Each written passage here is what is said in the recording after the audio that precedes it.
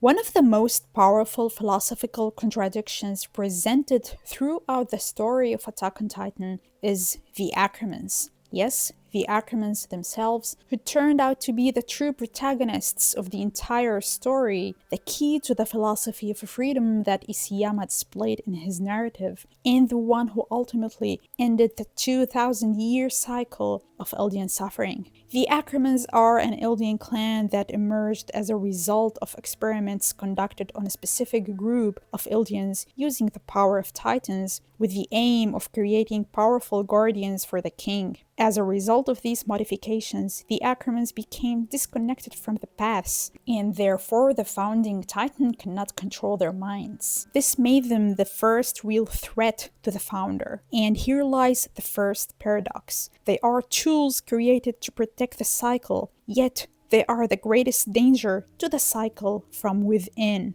This was one of the reasons why King Karl Fritz suppressed the Ackermans inside the walls in order to protect his ideology of peace and withdrawal. The Ackermans draw their physical strength and combat experiences from the paths and from the historical trauma they have endured. Yet mentally, they are immune to the paths. This places them outside their written Eldian fate and grants them a doorway to the possibility of choice or free will. As a result of the experiments that turned them into tools for protecting the king, the Ackermans possess a strong psychological drive to attach themselves to a person they consider their axis or the path they must follow and protect.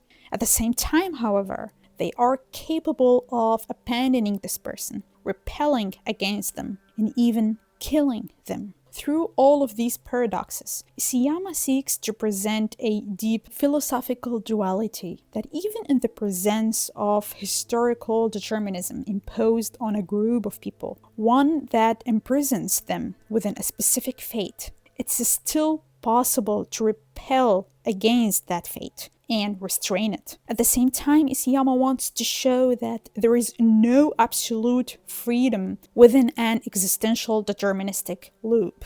For the Ackermans, for example, had it not been predetermined that they are disconnected from the paths, they would not have been able to repel against them in the first place. They were born with this possibility, unlike the rest of Eldians. Thus, free will here is not truly free, but rather a product of determinism itself.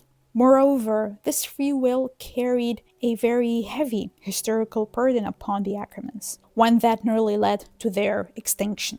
Through the Ackermans, Isayama conveys the idea that a deterministic loop cannot be broken except from within the loop itself. Yet at the same time, through something that is not entirely subject to the loop. Thus, the Ackermans are liminal beings, forming the thin line suspended between the tragedy of the Eldians, the paths, and the 2,000-year cage on one side, and liberation in the entire world on the other side. By existing as an Eldian clan that does not submit to the founder, the Ackermans embody the philosophical idea that there is no absolutely written inevitable fate, even in the presence of historical burden and connections. The Ackermans were created as tools to protect the king as a person, but over time, especially after King Karl Fritz withdrew behind the walls, they repelled against the founder when he came to represent a repressive ideology. This is what Mikasa did at the end of the story by killing Eren. This is a very brilliant paradox. The Ackermans were born as tools to protect the cage,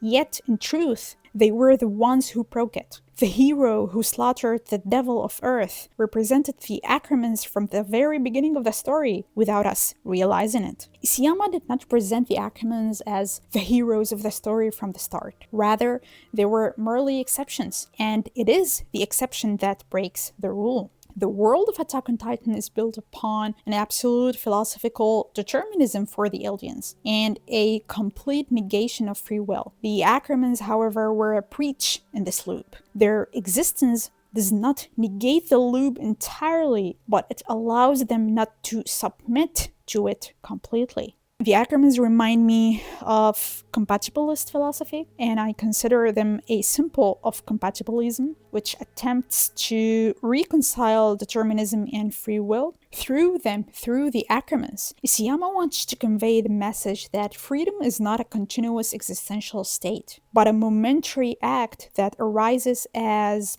a result of specific experiences, and that a human being must pay the price for that act. Freedom is a philosophical illusion, yet epistemologically and practically, it can be reached, felt, and acted upon. And whoever does so must bear responsibility and pay the cost. Compatibilist philosophy states that the general ontological framework of determinism exists, but free will means acting according to one's personal motivations and convictions without direct coercion, even within that overarching deterministic framework. Isayama made the Ackermans compatibilist selves who lessen the dominance of the general deterministic framework of the Iliad tragedy. Through this, Isayama wants to convey a deep human message that even if we bound by history, blood, and the past, we can choose to be something else.